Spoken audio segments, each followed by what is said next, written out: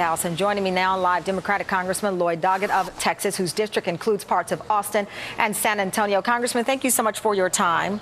Great to join you and speak with a fellow Texan. Absolutely. You know, let me ask you first regarding the president's visit to Texas. You have fellow Democrat Congressman Grijalva saying the president needs to visit the border. Where do you stand on this?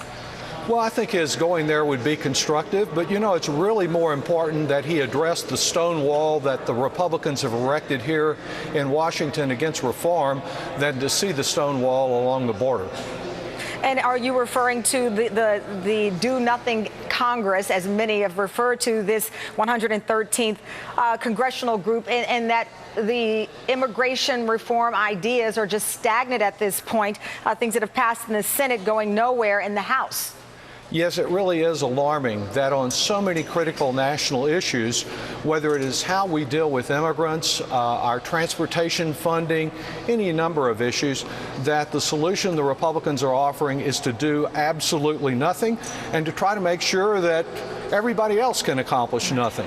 I think as far as the border is concerned today and these children, we have to be sure that our policies are not guided by hysteria. And there's been a near hysteria that we were being invaded by a horde disease, and it's not really accurate. I think that for every thud against a bus out in California, there's a volunteer lending a hand in San Antonio or McAllen.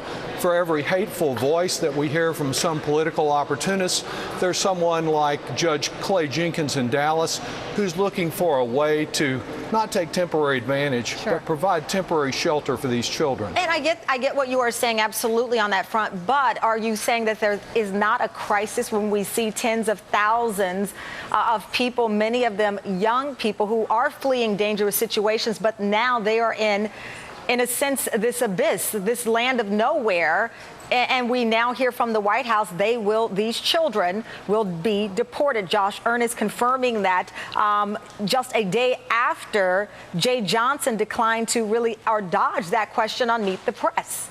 Well, I think that clearly these are mostly children, and some are very small children. And we're not asking that they all get amnesty, but we do need a little humanity here. There's a reason we don't just throw them back in the river or drive them back into the desert. And there's a reason that the Congress in 2008 passed a trafficking bill that sets up the current procedures, passed it unanimously. We have been trying to deal with this problem of sex trafficking across our borders as recently as last month.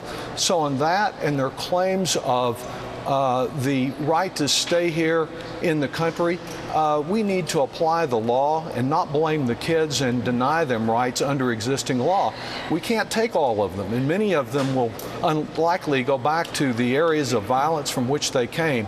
But we need to respect the law and to enforce it with interest of the children foremost in mind. Let me ask you, though, about your colleagues there, particularly House Republicans. Here you have legislation that was passed in the Senate a year ago, but the House has not acted on this. And we're talking about border security and the billions of dollars needed to enforce border security.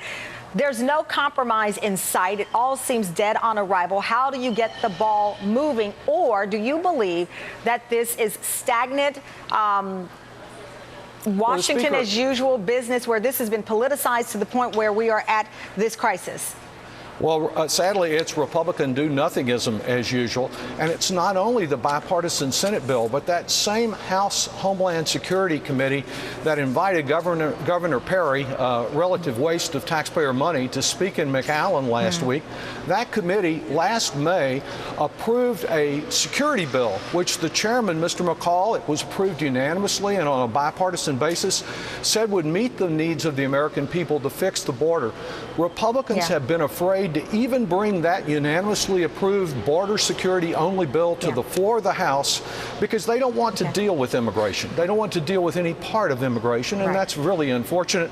What the president has to do now is to use his executive authority, as he did for our dreamers, and try to prevent some of the families that have been here for a long time from being torn apart. And just fast forward, and my last question relates to, again, the president's visit to our home state tomorrow. Fellow Democratic Congressman Henry Cuellar of Texas has said the president not visiting the border could be his Katrina moment? Well, I think that's a bit of hyperbole, like the hysteria we've heard the last week. Again, what the president needs to do, I believe, it'd be constructive for him to be there, but what he really needs to focus on is how to address this problem, discourage these children from coming in the first place, but grant some relief since the Congress is refusing to consider this issue, any form of it at all. Grant some relief through executive action, similar to what he did for our Dreamers. That's the humane thing to do, and that's what the U.S. Chamber of Commerce and so many businesses tell us will spur job growth if we address this immigration issue. He can't do everything Congress could do through a bipartisan act like the Senate, but there are steps he can take to address immigration concerns that we have today. Congressman Lloyd Doggett of the great state of Texas, I thank you so much for joining us and developing right